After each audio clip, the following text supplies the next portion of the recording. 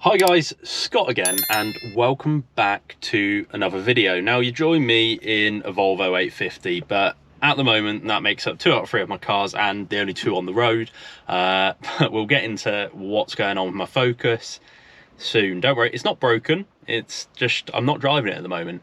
I've got a few bits to do to it, but I'll bring you videos on that. Today, as you can see by the title, it is why I bought my 850R. Now, you join me in Reading Services, where I actually got the car from.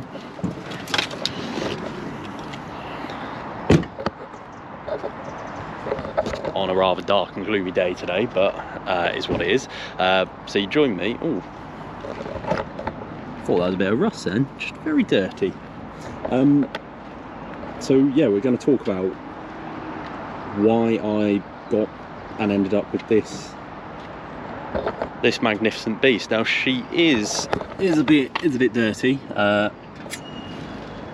in need of some TLC, but we will get there. I actually took her to so Kathy and the Machine did a Nordic night the other night, and I took her there. Sadly I didn't get anything really done or like filmed for you because it was raining, and I'm not gonna lie, the turnout so I went to the Hut, which is the one in Hampshire, and the turnout was pretty poor. But this lovely thing, lovely old girl, she got a lot of attention, so that was nice. So it's a bit dark outside, it's a bit gloomy. I think it might rain again in a minute, so yeah, couldn't get any footage of filming done at Kathy and the Machine because it's raining, and it's trying to rain me off now. So I'm gonna get in the dry. The dry hasn't started yet, but I'm going to get in the car, going to get on the road, and I'm going to explain to you through the story and why I bought my Volvo 850R. So, as always, don't forget, hit that like, hit that subscribe, comment, let me know anything you want to see, and thank you all for watching. Sounds like I'm ended it, but I'm not. I'm just going to get on the road and start the story, so see you there. So yeah, as I said in the start of the video, and I mentioned in the video when I picked this 850R up, I was going to bring you another one telling you of like why I bought it, the reasons behind it, how I ended up with this one, and just there's a whole story behind it. It's probably actually the riskiest car I've ever bought, and that's saying something.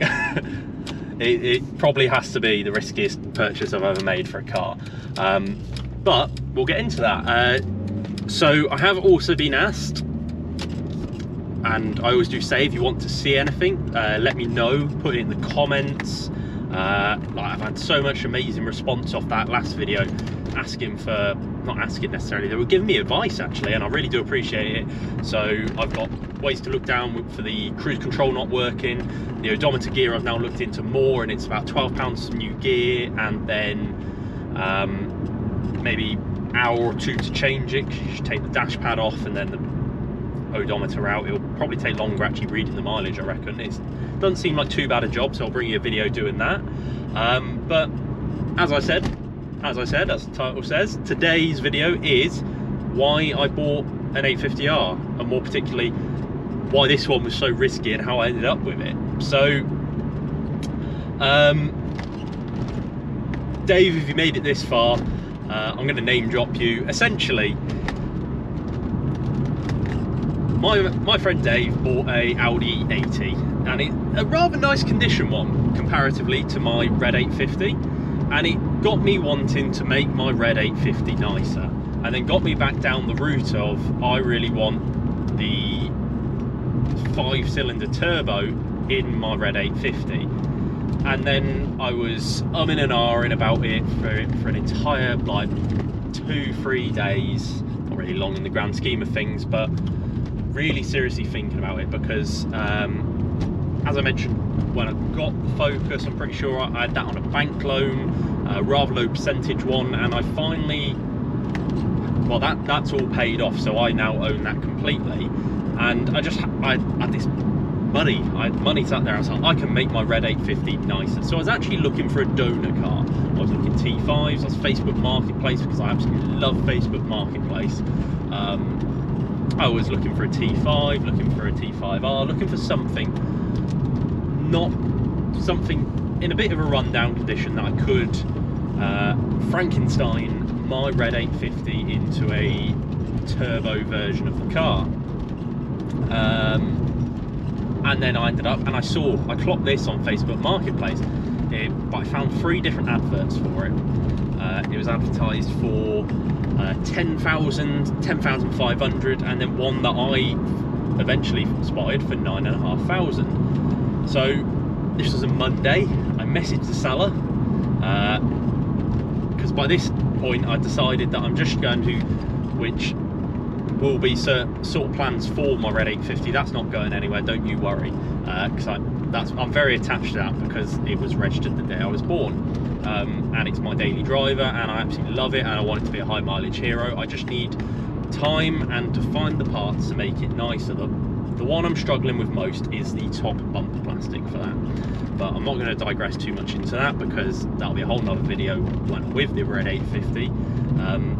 So yeah, I messaged the seller on Facebook asking, because I looked at the MOT history. It hadn't been on the road in a couple of years. I think it was last MOT'd in 2021, and then it wasn't actually MOT'd. So finding out the deal with that,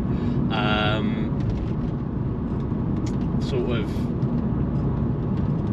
and why he was selling it. And it turned out he's a motor trader. He goes through cars, has them for a bit, enjoys them, gives them on, and then this one had just been sat with him, and he did have it previously up for sale, but it had fallen through, and he had recently put it back up. So I was like, okay, yep, there. And then somehow, through a wacky turn of events, by the end of that night, I was on the phone to the guy from Northern Ireland. So for context, I'm based sort of either Oxfordshire way, or no, there's a ramp. They're redoing a road and I didn't know about it. Luckily it wasn't that bad. Yeah, so for context, I am based either Oxfordshire or the West Midlands sort of area. So really not within viewing distance of going to see this car in Northern Ireland. So I got him to send me videos, and I like the videos, and some part of me just doesn't know how to say no. And by the end of the night, I'd sent him a £500 deposit, and the car was coming my way. So I hadn't even seen the car, which is why, like, reason number one, it was quite risky. Obviously, paying 10 grand for a 28-year-old car, well, I paid 9.5. The extra £500 came from somewhere else. Came from actually getting it transported over here, but it's a fair amount of money to spend on a car from not even a dealer that you hadn't seen and you just found on Facebook Marketplace that day. So yeah, I'm a bit of an idiot on that, but so far it has worked out, and I love this thing, and it's actually very good. Not perfect, never going to be perfect, 28-year-old car, but I was on the phone to him, and he was like, right, if you're having it, happy days, good, like, thank you, I'll get it through MOT for you next day. And then he gave me numbers of, because obviously he's in the business, he does this, he sends them all off over the UK. He has contacts and good mates with people who do car transport runs throughout the UK. So he gave me the number of a guy to do a car transport run, and I, text this guy the number I give him, and was like, how much to drop it off, which is why I picked it up at the service station. How much to drop it off at Reading Services? He's like, £500. I was like, lovely, right, job done. And I was like, got back to the motor trader. So like, his name was Barry. I was like, got back to Barry, and I was like, yep, all happy, got transport sorted, put it through for an MOT. Was watching the phone, refreshing it all day to see on the Gov website if the MOT had gone through, and then clicked over, and he's like, yep, it MOT'd and it's off to the docks and it'll be with you tomorrow. I was like, right, lovely. Yeah, and next thing I knew, I was at Reading Services the next day. I got a lift out there, and I was picking up this off the back of a car transport, completely bought unseen. It hadn't been MOT'd in 2 years, haven't really run in those 2 years. I don't actually know how much like the actual mileage of it now, because the odometer cluster obviously on these 850s is notoriously bad for braking, so I don't actually know how much is on it. And yeah, we now have it, but the level of risk doesn't end there, because I wasn't actually privy to all at the time, like the full story at the time,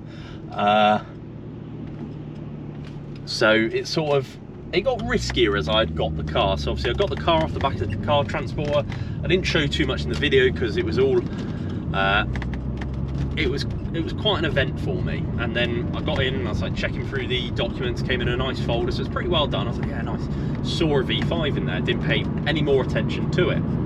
And then when I tried to tax the car online, the V5 was not the most recent one, and I really had issues taxing it, so I had to go to the post office to get that sorted, and I've had to fill out a V62. So I don't actually know where that V5 is, but it's all dealt with now is the main thing. But that was my first ever time buying a V62, doing a V62, and yeah. So all I know is the last time, or the last V5 I had, it came from, this car was last in Birmingham, and then between there it found its way out to Northern Ireland, and I never really particularly I know lots of people are against buying cars from Birmingham, and if I'd seen this advertised in Birmingham I probably wouldn't have gone for it, if I'm honest, but it's a bit rude, but it's just stereotyping. But yeah, so got it all sorted, and that's the story of how I got it. But that's not really why I bought it. Obviously I've said it's because I really wanted the turbo version of the car, and I wanted a bit more because I love driving my Red 850. That 10 valve 2.5 litre GLT is a completely different drive to this, and I still love it. Like the way that thing handles, I've been saying this to some of the lads I work with, the way that thing handles, because I don't trust budget tyres, and I put the most budget tyres but best rated on that car, and it is an incredible, it is such a nice drive. Like I throw that around corners, and it's going to be in more videos, and I'd love to get that back to how it deserves to be. So I put the video up saying that my Red 850 was fixed, and I got a comment saying you need to look after the car, it deserves to be looked after. I was like, oh, fair enough, I'm doing my best. That there's just so much, and I'm putting a lot of money into it, and I've definitely given it more of a life, so don't worry, that is getting the love it deserves. But yeah, I wanted something more. I realise I've just been waffling on probably for about 10-15 minutes now, and essentially it comes down to that. I wanted something more. I just so have to on Facebook Marketplace, and I saw an 850R, and everyone knows the 850R or the T5. The T5s are the more modern. The people I've been to and have asked me about this always ask, like, is it a T5? No, it's an R. And then I explained to them it went the 850 T5, and then they brought out the T5R, and then they brought out the R. The R is the top dog, and I love speaking to people about my cars. I love talking to people, them asking me questions, being able to say it and give the car its own personality and its own sort of history. And the amount of people and the amount of thumbs up, the amount of nice car sort of appreciation this thing's got, absolutely, it keeps me going. But yeah, that's pretty much how I bought it. I didn't want to go too much into it, like I didn't want to absolutely waffle on, but I gave you a quick rundown of that, and I hope you've enjoyed it. It gives you a bit of insight into how impulsive I can be. I'm stupid, but she's here, she's staying. So's the Red 850, she's staying. I'm gonna, much to everyone's dismay who asked me, I'm gonna keep all three. Not sure how, not sure what I'm gonna do with them all, but you will be seeing all of them in many more videos. So I've been asked for a POV view drive of all of the cars. It's easier with these 850s with the sunroof because I get a quite nice angle by sticking the camera up on the sunroof. I need to figure out the best mounting position for the focus, because when I did it before, someone didn't like the camera angle. But as always, if that's something you would like to see, or any questions on it, or just hit me in those comments. Number one, it helps the algorithm. Number two, I love replying to them. So yeah, don't forget, hit that like, hit that subscribe. I'm tantalizingly close to 1,000 now. Like, I never thought I'd actually hit it. So I think I was on 765 when I last checked. So happy days. Keep the engagement. I can't thank you enough for it, and it's really helping me get more and more, and then who knows, the more I get, the more I can do. So yeah, that's my little appeal. I'm not begging, I'm just saying I love doing these videos and I love my cars. So if you want to see something, ooh, little pop on, let me know.